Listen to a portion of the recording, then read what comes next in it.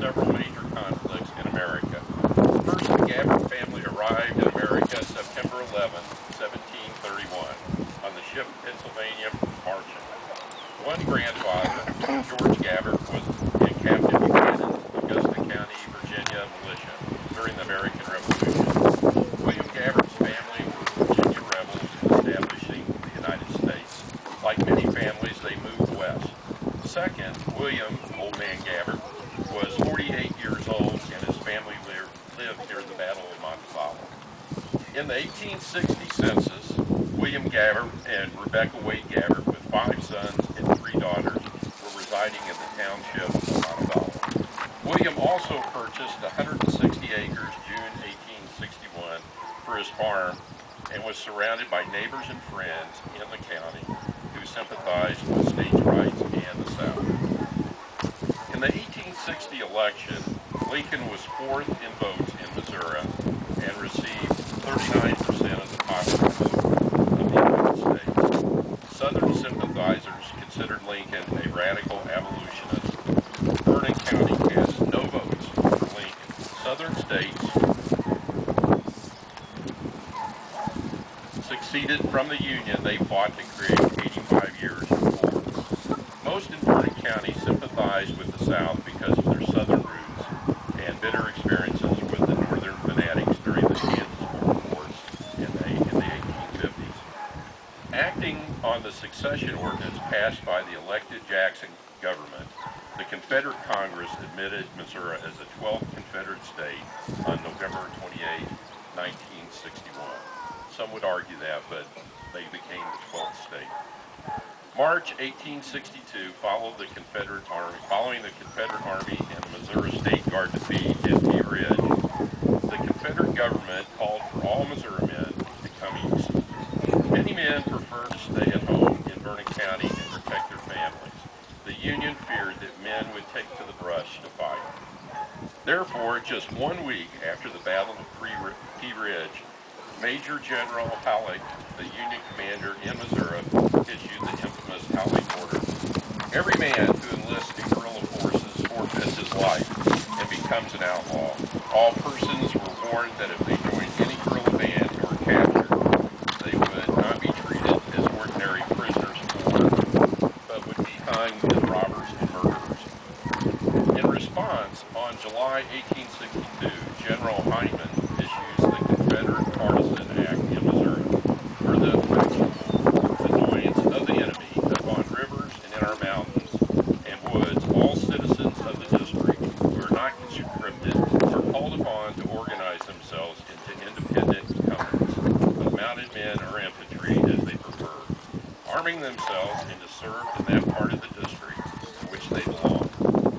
Their duty will be to cut off federal pickets, scouts, foraging parties, trains, and to kill pilots and others on gunboats and transports, attacking them day and night and using the greatest of vigor in their movement. Guerrilla warfare was a family affair. William's oldest sons, John and Peter, were involved in Gabbert's guerrilla command of about 25 men. Every member of the Gabbert and Mayfield families were staunch Confederates. The girls were known as Lady Bushwhackers and served as spies, couriers, smuggled ammunition, were scouts, and negotiated with the Confederates. In 1862, the Mayfield boys and John Gabbert captured and disarmed and unhorsed 27 federal cavalrymen at McCarthy Creek west of Montevallo. Sister Ella and Eliza Gabbert went to the federal camp offering to trade the 27 for Captain Henry Taylor, then a prisoner at Fort Scott. The offer was refused and they simply released the 27 after making them swear allegiance to the Confederates. John Gabbert was killed on the road between the Gabbert farm and Old Montevallo on April 23, 1863 by a federal scouting party. He was but 24 years of age and his wife was much younger. 3 younger sons survived the war. William's 3rd son, Thomas Jefferson Gabbert, was named after William's father. Jeff's Confederate pension states he joined General Stan Waddy and Tom Livingston's 1st Missouri Battalion, Company A, early in 1863, and served until the end of the war in 1865. William Gabbert was in Cedar County burning 9 militia homes in May 1863 when some of the band returned to his farm. The federal militia, after burning Nevada, caught their trail. A Union militia scouting party sent in advance soon returned and reported the probable location of the raiders.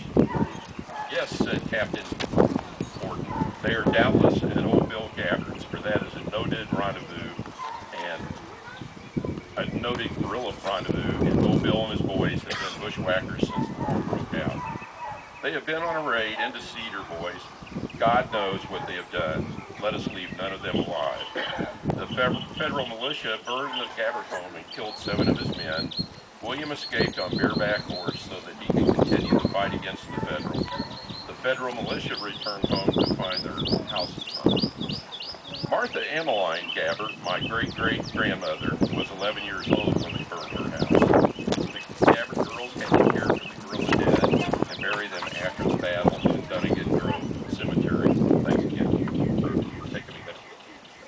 By the Lawrence raid in August of 1863, William Gabbert's sons, John and Peter, had been killed, his home burned, 7 of his men killed, while his daughters were serving as lady bushwhackers, and his son Jefferson was in the Confederate Army. In the end, William Gabbert was a Missouri partisan and died in October 1863 and was buried in Arkansas. Remember the bushwhackers. Thank you.